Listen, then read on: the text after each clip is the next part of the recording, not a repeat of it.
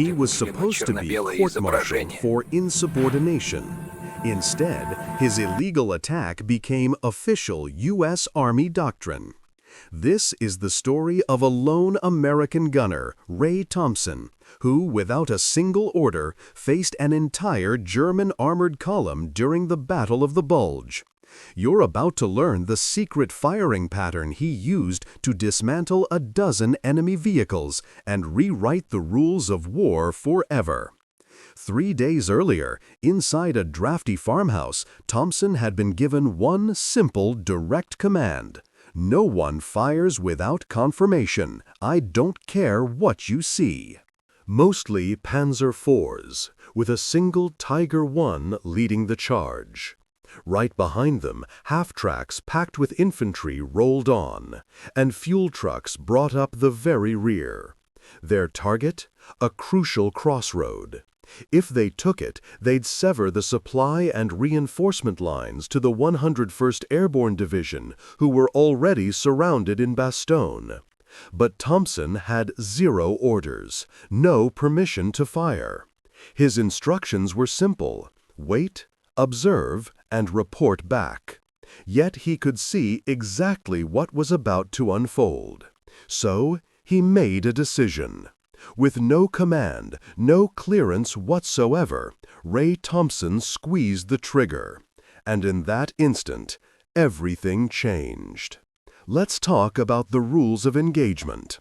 Just 3 days earlier, inside a drafty farmhouse near the Belgian front, Ray Thompson was hunched over a cold metal desk as his commanding officer briefed the crew of the 702nd Tank Destroyer Battalion. No one, the officer said flatly, fires without confirmation from command. I don't care what you see. I don't care how close they get. We do not give away our position unless we are ordered to. The room fell silent. The men all nodded. But you could feel the tension simmering just beneath the surface. Everyone knew the enemy was on the move, and they were moving fast.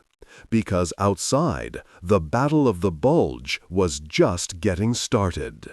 On December 16th, shrouded by thick fog and snow, the German army had unleashed its last major offensive on the Western Front. They called it Operation Wacht am Rhein. The goal was devastatingly simple: split the Allied line in two, capture the port of Antwerp, and force a negotiated peace. They struck with over 200,000 men, more than 1,000 tanks, and the element of absolute surprise. American lines buckled under the pressure. Entire units seemed to vanish overnight. Friendly positions were changing by the hour.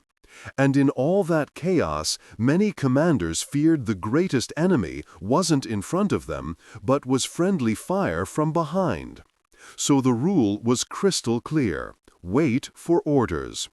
For Thompson, this meant observation duty. He and his 3-man crew were dug into a ridge overlooking a forest road north of Noville, a small crossroads town just outside Bastogne.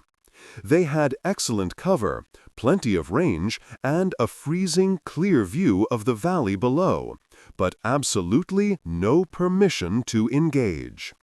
Day and night, Thompson just scanned the terrain. Through his frosted scope, he meticulously marked tank tracks, counted pine trees stripped bare by treads, and sketched enemy movements in a little notebook his mother had mailed him months before. He logged every single detail: range, bearing, wind speed, but he didn't fire. At one point, he tracked a lone panzer creeping near a ravine for almost a full hour. No orders came. The tank passed by. The anger burned inside him, but his discipline held firm. He knew what his job was. He knew exactly what a wrong shot would cost. A single misplaced shell could kill a dozen of his own men, or worse, give away their position and bring down the fury of an entire German battery on top of them. But as the hours crept by, watching more and more enemy traffic filter through the trees, the question started to flip. Was holding fire really the safer choice? Now Thompson wasn't reckless. He was a surgeon. He studied German columns the way a mathematician studies an equation. He saw how they moved, how they stacked their vehicles for support, how they clung to tight formations. More importantly, he knew their weak spots, where to hit them if and when that time ever came. What he didn't know yet was that he would be the one to make that call. So, who was this man, Ray Thompson? Well, Raymond Charles Thompson was certainly not born a soldier. He came from the vast, flat expanse of western Kansas, where the winter wind could strip the paint clean off a barn, and the summer heat baked the wheat fields until the earth itself cracked open like old bread. His father, Charles, ran a small engine repair shop, while his mother, Anna, taught 7th grade math. So Ray grew up in a world of gears, grease, and graph paper. From a young age, he saw the world in angles and trajectories. He could tell you the exact distance to a grain silo just by measuring its shadow. While other kids were just playing with slingshots, Ray was engineering one, with pulleys and counterweights, obsessed with launching a pebble with absolute precision. He didn't join the army looking for a fight. He enlisted back in '42 because he wanted to study engineering, and the Army promised training, a steady paycheck, and a future. He got the training all right, the pay was next to nothing. And that future? Well, that depended entirely on surviving Europe. By the time he landed in Normandy, Thompson was just 22, but the war had already aged him by 5 years. His first taste of combat was in the hedgerows, a nightmare landscape where the enemy could be 10 feet away and you'd never know it until the bullets started flying. He watched his friend, Jimmy Delgado, burn alive after a Panzer shell turned their half-track into an inferno. He saw another, Frank Murray, simply vaporized by a mine outside St. Lo. After that, Thompson stopped believing in luck. He stopped believing in orders or the idea of a safe distance. Instead, he started believing in patterns. He studied the way tanks moved, where they paused, the exact time it took for a turret to rotate. He began carrying a small spiral notebook. Every German vehicle he saw, he'd sketch it, noting its vulnerabilities, its blind spots. He didn't say much, he just watched and recorded. His fellow soldiers called him the quiet clock, because when he did speak, it was short, direct, and usually timed down to the second. But when it came to gunnery, he was deadly. Not flashy, not fast, just accurate. Predictable in the best possible way. In the Army's view, he was a good gunner, disciplined, smart, calm under fire. What they didn't realize, what even his closest crewmates didn't fully see, was that Ray Thompson was also a thinker, a tactician. He wasn't just a trigger puller, but a man who could see a battlefield like a chessboard. And in 3 days' time, that quiet conscript with the angle-obsessed brain would rewrite the rules of engagement in a single burst of firepower. Because sometimes war doesn't reward those who follow instructions. It rewards the ones who understand when to break them. Here's what he was up against. On the morning of December 19, 1944, the fog lay thick and low across the Ardennes. It clung to the branches like smoke.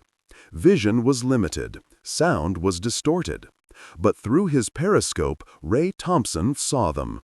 First, the silhouette of a Tiger I tank, that unmistakable beast with its long barrel and snarling square shoulders. Then another and another. The German column was moving through the forest road like a steel serpent, 12 vehicles, maybe more. It was a textbook armored assault column, clean, tight, disciplined. At the front, the Tiger led like a battering ram, capable of punching through nearly anything the Americans had.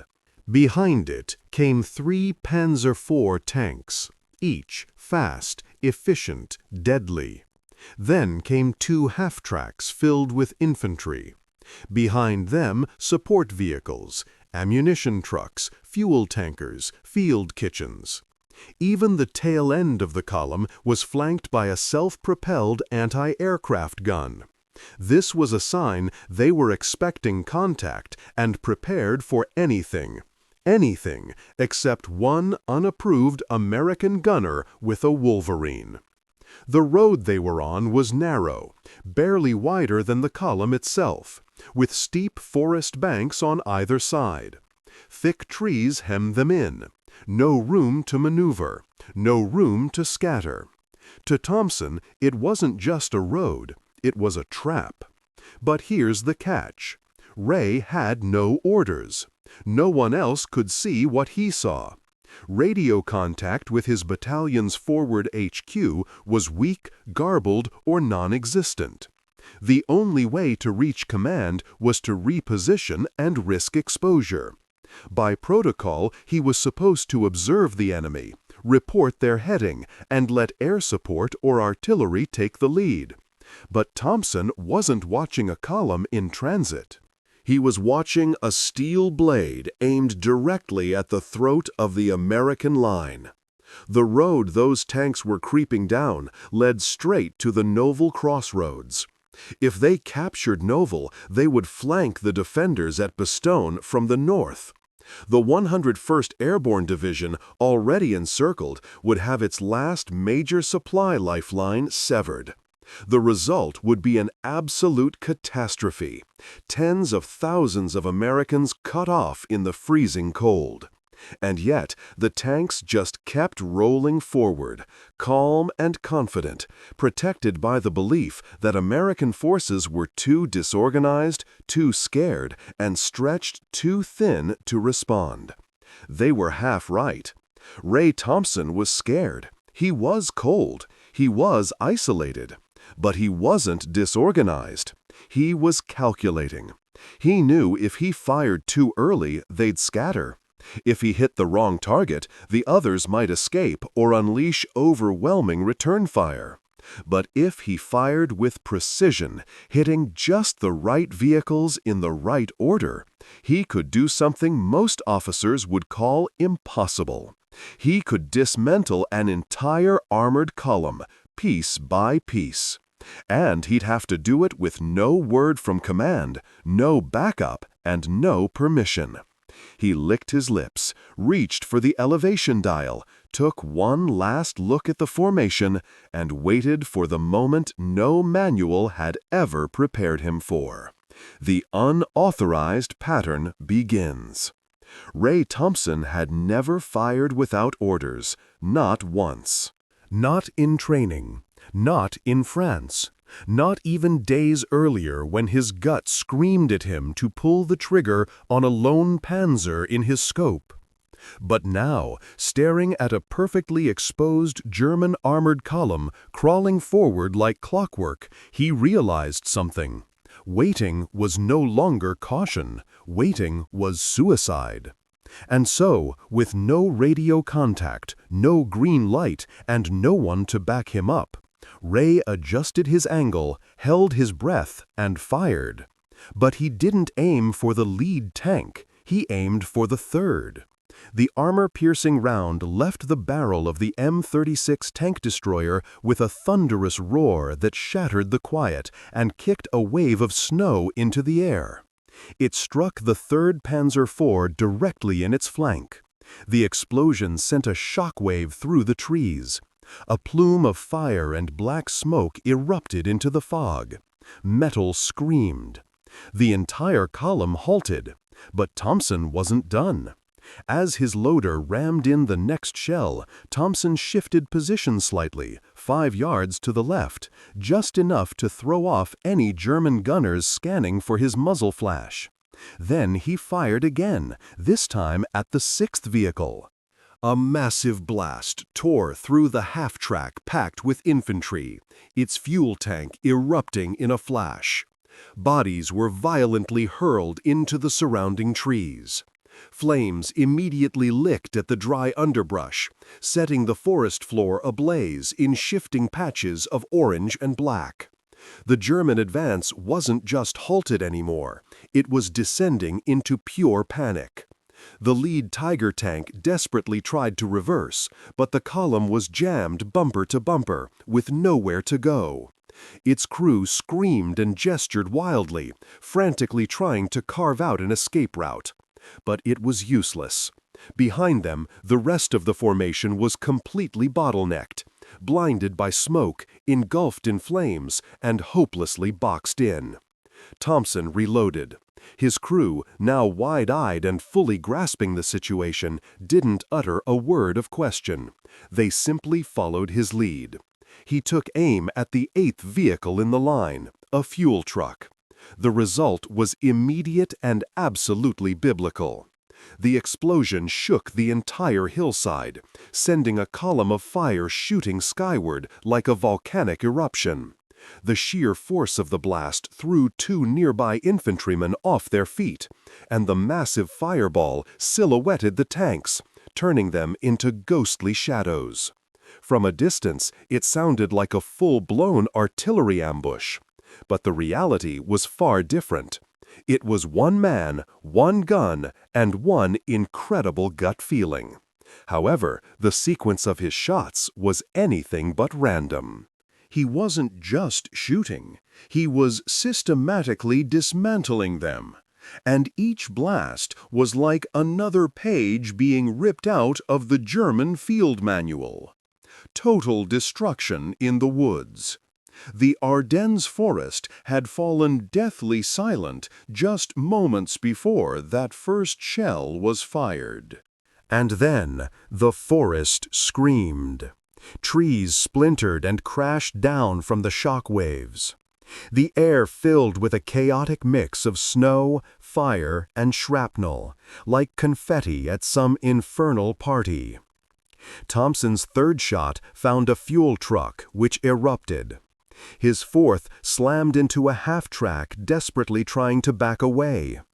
Its wheels were already spinning uselessly in the icy mud when the shell connected, launching its chassis into the air in a mangled arc of steel. The lead German Tiger was completely stuck. Its crew fought to reverse, but they were boxed in, trapped between the burning wreckage ahead and the pileup of vehicles behind them. That tight, disciplined formation, so deadly on open ground, had just become a steel coffin on this narrow forest road. From Thompson's perch, it all seemed to unfold in slow motion. He watched soldiers shouting, waving their arms, as confusion quickly spiraled into pure panic. German infantry started to break, scattering into the woods and abandoning their vehicles. Some dove for cover behind trees, while others just ran blindly into the snow, tripping and sliding over frozen roots. One officer, trying to get a better view, climbed atop a cank and was immediately cut down by a burst from Thompson's coaxial .50 cal. Inside the M36, the crew was drenched in sweat, not from fear, but from pure physical effort. The loader's hands were raw and blistered. The assistant gunner's voice was hoarse from screaming out coordinates. The tank reeked of grease, hot metal, and cordite. But Ray Thompson, he was ice. Every shot he fired was pure calculation. No adrenaline, no rage, just practiced, deadly mathematics. He was constantly repositioning, shifting after every 2 shells. Not far, 10 yards here, 20 there, but just enough to make the German gunners second-guess their aim. The smoke helped, the fog helped, the terrain was on his side. But the real advantage was psychological. The Germans thought they were facing an army. They were convinced they'd driven into a major ambush. Some radioed in 4 enemy tanks, others screamed 8. There were even panicked reports of American artillery in the hills, artillery that didn't even exist in that sector. The reality? It was one M36 tank destroyer, a three-man crew, and a gunner who was supposed to be following orders. 30 minutes in, the road was a junkyard of burning steel. At least 5 vehicles were completely destroyed, with another 3 immobilized. The survivors from the fuel and support trucks at the rear had already bailed, sprinting back down the forest trail. Finally, the lead Tiger managed to pivot its massive turret, swinging it towards the ridge where Thompson had last fired from. But Thompson didn't flinch. He just waited. Thompson knew the Tiger's front armor was nearly impenetrable, but its sides, that was the weak spot. And he knew that for just a split second, as the tank turned to reposition, it would expose that vulnerable flank. That was his chance. The 5th shell screamed from the barrel and found its mark. A searing white flash ripped through the Tiger's side armor. For a heartbeat, it held. Then the ammunition inside cooked off. The entire turret blew sky-high in a geyser of fire, crashing down yards away. The explosion was so powerful it rocked a German anti-aircraft gun further back, stunning its crew. They dropped their weapons and vanished into the woods. Thick smoke now billowed through the forest like a low-hanging fog. The wreckage glowed eerily in the gray morning light. The road, once a highway for German armor, was now a choked, burning graveyard of steel. One of Thompson's crewmates looked over. "Are we still gonna get court-martialed for this?" Thompson didn't answer. He just slammed another round into the breech. The job wasn't done. To the Germans, it was like fighting a ghost battery. Hours later, in a makeshift American interrogation tent, a captured German lieutenant, face smeared with ash, uniform half-burned, eyes glassy with shock, struggled to explain what happened. He spoke in stammers and long pauses. "Many guns," he finally managed in broken English. "6, maybe more. A full battery attacked us." The American intelligence officers just exchanged glances. There was no battery. There wasn't even a full unit. There was just one M36 tank destroyer and a gunner who, officially, never had permission to open fire. Other prisoners told different stories. Some swore it was an ambush by paratroopers with anti-tank weapons. Others insisted it had to be mines and booby traps, sabotage, not a direct fight. One young soldier swore he saw muzzle flashes from 3 different directions. But all the flashes came from a single source, Thompson, who had repositioned after every single shot. In the confusion, the Germans started inventing enemies that weren't there. Fear filled in the gaps. Even veteran tank commanders reported seeing the silhouettes of American armor hiding deeper in the trees. Amidst the burning wrecks, the smoke, and the breakdown of command, they imagined threats they couldn't actually see. This wasn't cowardice, it was battlefield psychology. They just couldn't process that one man could have done all this. To the Germans, it seemed utterly impossible that a single tank destroyer could have struck with such perfect timing, such lethal precision, and such devastating effect. And in a way, they weren't wrong. This wasn't a display of brute force. It was a surgical disruption. Thompson's decision to target specific vehicles, the 3rd, 6th, and 8th in the line, followed a logic no German unit was prepared for. German military doctrine taught that American forces were sluggish, overly dependent on orders from above. The prevailing assumption was that Americans were only efficient in large numbers, not in improvisation. But Thompson had just shattered that expectation. He had fought like a German commander, and then he struck like a ghost. One captured soldier described it as if the trees themselves had opened fire. Another swore he heard a whistling sound, which might have been a delayed memory of the shells, or just the wind howling through the trees, warped by pure terror. Hours later, when American forces moved in to clear the road, what they discovered stunned even the most hardened veterans. The wreckage looked like the aftermath of a coordinated airstrike. Vehicles were stacked like dominoes, their burned-out frames fused together by the intense heat. Frozen bodies were sprawled across the snow, some still clutching their rifles.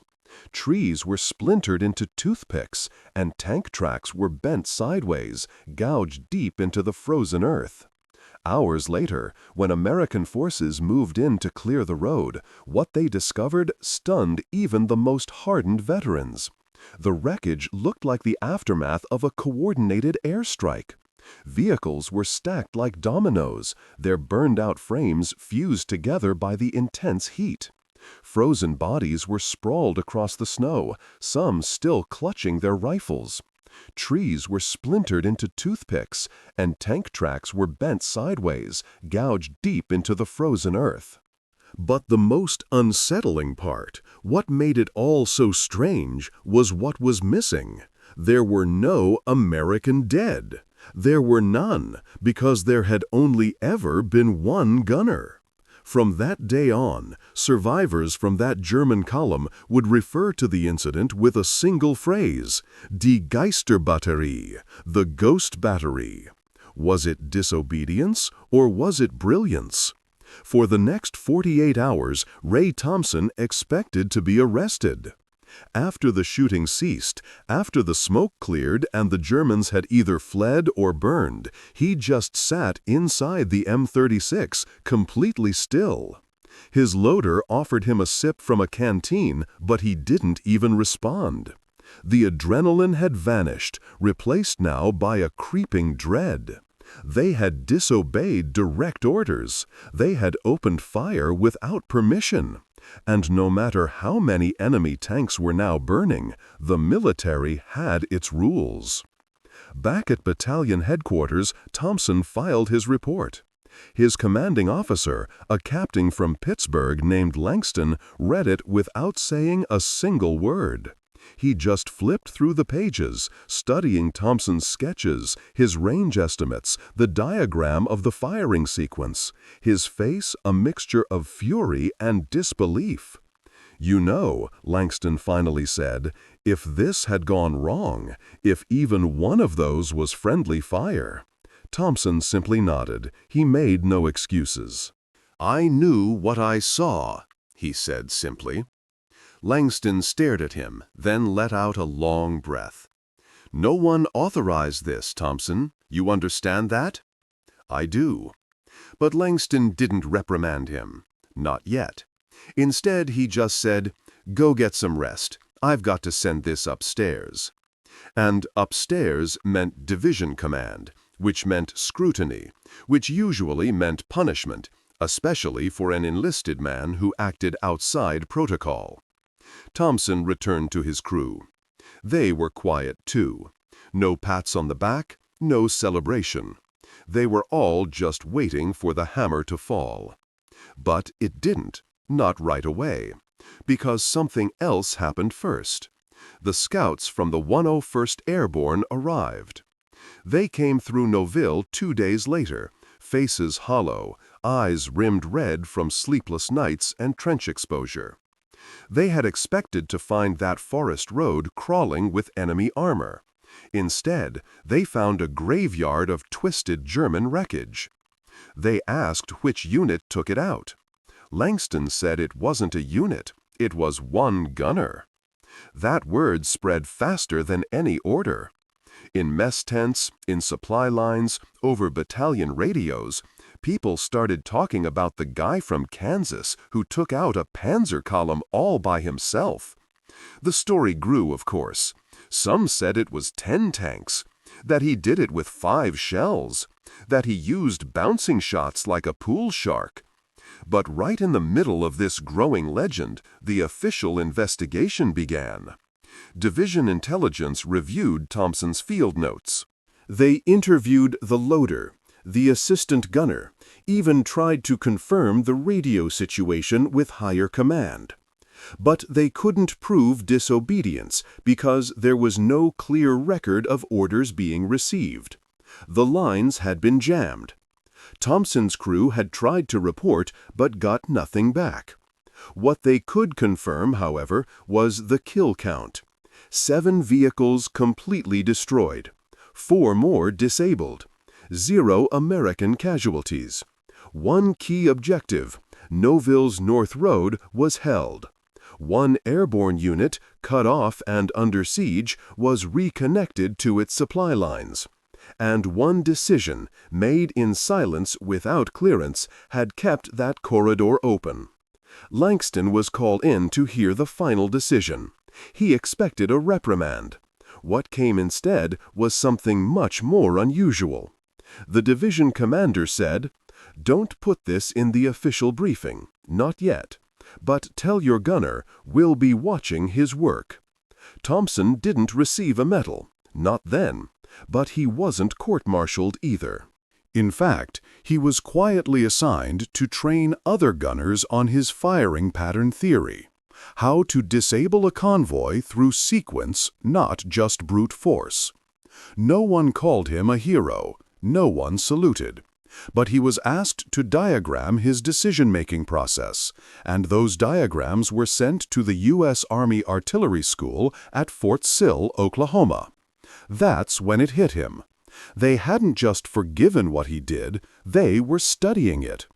Weeks later, Langston approached him one evening while Thompson was cleaning the breech of a recoilless rifle. "You know," Langston said, "I was ready to report you for insubordination." Thompson looked up. Langston shrugged. "But then I read that line in your notebook, the one about controlled collapse. What did you mean by that?" Thompson wiped his hands. "When you pull one stone from a wall," he said, "the rest falls, if you know where to pull." Langston smiled. "Well, next time you decide to knock down a wall, just give me a little warning." Thompson didn't smile back. He just nodded. Because to him, it wasn't a victory. It was a solution, a calculation, a necessity. And deep down, he knew it could have gone the other way. He'd made peace with that. But war doesn't always punish disobedience. Sometimes it learns from it. The pattern that changed doctrine. Ray Thompson never asked to be remembered. He didn't keep journals or pose for photographs. After the war, he went home to Kansas, married a girl named Helen from the next town over, and started a small repair shop near Dodge City. He fixed tractors, built grain silos, and taught his son geometry by marking angles in the dirt with a stick. He never once called himself a hero, but others did. Because years after the Battle of the Bulge, the Army quietly began teaching something they called asymmetrical engagement sequencing, a fancy term for a deceptively simple idea. Don't aim for the front, aim for the collapse. The case study they used was a single engagement outside Noville, Belgium. They showed grainy overhead maps of a forest road, wreckage patterns, vehicle placements, firing trajectories. No names were given. The file was unclassified but buried in artillery doctrine manuals that most officers never read. Still, the students at Fort Sill and later Fort Benning studied it. Because it worked, because it saved lives, because it changed the understanding of what one gunner could do. Not through firepower, but through geometry, through logic, through a willingness to act when orders fall silent. Years later, a colonel who'd studied Thompson's engagement as a young lieutenant summed it up perfectly. He said Thompson didn't break orders, he operated beyond them. It was the ultimate paradox. A man who disobeyed the chain of command became the very model for flexible battlefield thinking. His unofficial firing pattern was later integrated into Cold War doctrine, specifically for training tank destroyer crews to take out Soviet armored columns in Eastern Europe. The concept was to create artificial choke points through selective targeting, then use the enemy's own rigid formation against them. It was revolutionary, and it all came from a Kansas farm kid who had never attended college. Decades later, a military historian stumbled upon Captain Langston's original field report, buried in a cardboard box of World War II records and stamped with a faded red line. The historian tracked down Thompson, now in his 80s, living a quiet life, a bit deaf, in a modest home with his wife and a cat named Murphy. He asked Rye about that day in the Ardennes. Rye took a long time to answer, then said, "I remember the trees. I remember how still it was before the first shot, like the world was holding its breath." He didn't speak of victory or glory or regret, just of precision, of necessity. When asked why he didn't wait for orders, he replied, "Because by the time the radio worked, it would have been too late." He paused, then added, "I didn't break the rules. I just stepped past them for a minute, long enough to do what had to be done." That answer never made it into the official history books, but it stuck with the historian, and now, maybe, with you. Ray Thompson didn't win the war, but he saved a road. He saved a column of paratroopers. He saved a moment. And in war, sometimes that's everything. He reminded the Army that courage isn't always loud. Sometimes it whispers. Sometimes it calculates. And sometimes it pulls the trigger, not out of defiance, but out of a deeper duty. One gunner, one decision, one pattern, and an entire German column brought to its knees.